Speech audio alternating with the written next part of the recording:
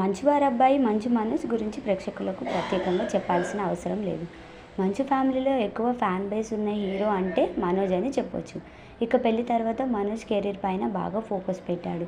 హీరోగానే కాకుండా విలన్గా, సపోర్టింగ్ ఆర్టిస్ట్గా మంచి మంచి పాత్రలను ఎంచుకొని సక్సెస్ వైపు దూసుకెళ్తున్నాడు.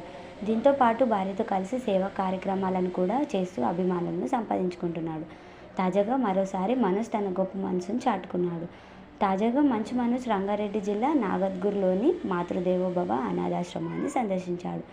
ఆశ్రమ నిర్వాహకుడు గిరి సోషల్ మీడియా ద్వారా చేసిన అభ్యర్థనకు మంచు మనోజ్ తక్షణమే స్పందించడమే కాకుండా ఆశ్రమంలో ఆశ్రయం పొందుతున్న వారి అర్థం పెద్ద ఎత్తున టేబుళ్లు, కుర్చీలను తన సొంత ఖర్చులతో కొనుగోలు చేసి విరాళంగా అందజేశాడు. అంతేకాకుండా ఆయనే స్వయంగా ఆశ్రమానికి వెళ్ళి వాటన్నింటినీ నిర్వాహకులకు అప్పగించి అక్కడి వారితో కొంత సమయం గడిపాడు. వృద్ధులకు పండ్లను అందజేశాడు. ఇక ఈ సందర్భంగా మంచు మనోజ్ మాట్లాడుతూ సమాజంలో దిక్కులేని వారికి, ఎవరూ లేని వారికి అండగా నిలబడటం అన్నిటికంటే గొప్ప విషయం.